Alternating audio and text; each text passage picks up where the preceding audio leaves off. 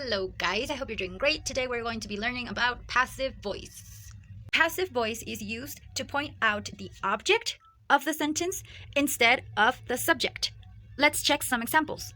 Okay, so for example, these are two sentences. We have Ariane made cookies. Okay, so Ariane is my subject, made is my verb, cookies is my object. How do I know that cookies is my object? Well, we're going to check our verb, made. Made what or made who? So what did Ariane made? She made cookies. That's why this is my object. Let's check at this sentence. Elio wrote the story. So I'm going to check my verb, which is wrote. What or who? We don't write people. In this case is what? What did Elio write? Well, he wrote the story. It's very important to say it all together, not just story. It's the story, okay? Okay, so this sentence right here, we're going to base on that for the example. This sentence is an active voice. Now, how are we going to make this sentence into passive? First of all, I'm going to take the object, which in this case is the story. Then guess what? You are going to love this because we're going to use the verb to be.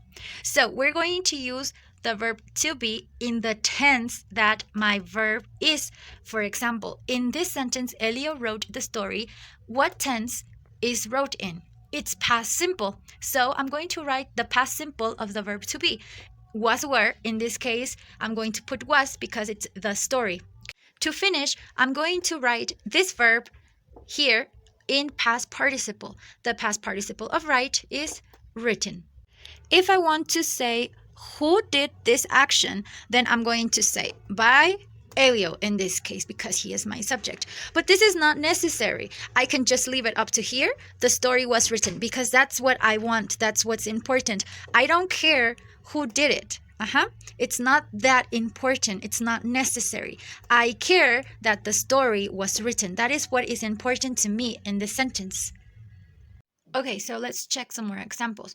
These are two active sentences. What does active mean? That my subject is at the beginning of the sentence. So we have Wendy, which is my subject, is washing, which is my verb, and the car, which is my object. Why? Because what is Wendy washing? The car. Then I have they have finished the work. They is my subject, have finished is my verb, and the work would be my object. What has been finished? That's the work. Okay, so let's check out the first one. So first I need the car here, my object first. Then I have this verb, is watching. What tense am I using? That's right, it's present continuous. That's why I need my verb to be in present continuous, is being. Then my verb is wash. So I'm putting wash because we need the past participle. So the answer would be the car is being washed.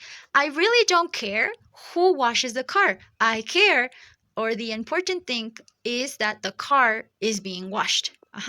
Then here, the work is the first thing I need to put here because this is my object. Then I have finished. This is the verb in present perfect. So I need the present perfect of the verb to be. In this case, we need has been. And my verb is finished. So finished in past participle over here.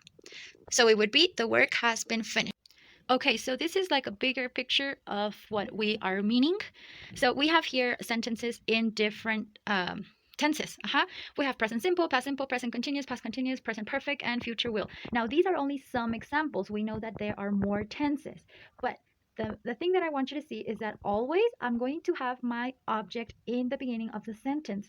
Then I have my verb to be depending on what tense is my active sentence in. If it is in present simple, the present simple of the verb to be is. Past simple, was or were. Present continuous is being.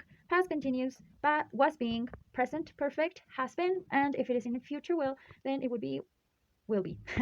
After that, I need my verb in past participle. So always, it does this, I don't change. The only thing I'm going to change is my verb to be. Always my verb has to be in past participle. It doesn't matter what tense is my active sentence in. Written. Always past participle. And at the end, if I want to, I can write down by whom was this activity made. So we can say that we're not going to use passive voice always.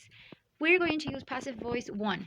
For example, when there is a procedure and the person that is doing this procedure is not that important. For example, the tomatoes are chopped like in a cooking recipe or a scientific procedure. Then I'm going, for example, in this sentence, my wallet was stolen. Now, I do not know who stole my wallet, so why should I put my wallet was stolen by somebody? That's just a waste of time. So I don't know who did it, so I'm just going to say the important thing. My wallet was stolen. I don't know who, that's why I don't have my subject here.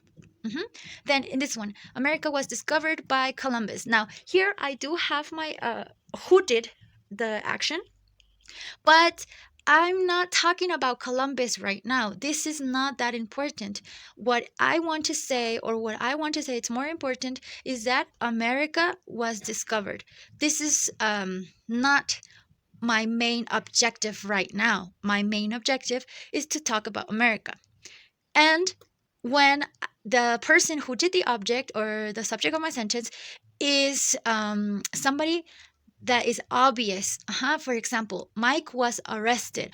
Obviously, he was arrested by a police officer. He could not be arrested by a doctor or anybody else. So it's so obvious who did the action that I do not need to put it here. So the uses maybe like a news report, newspapers, scientific procedures, and a lot of academic writing. So we're not going to use passive voice always. Okay, guys, so I hope it has been clear. I hope you are not confused. Have a great evening, and I'll see you soon.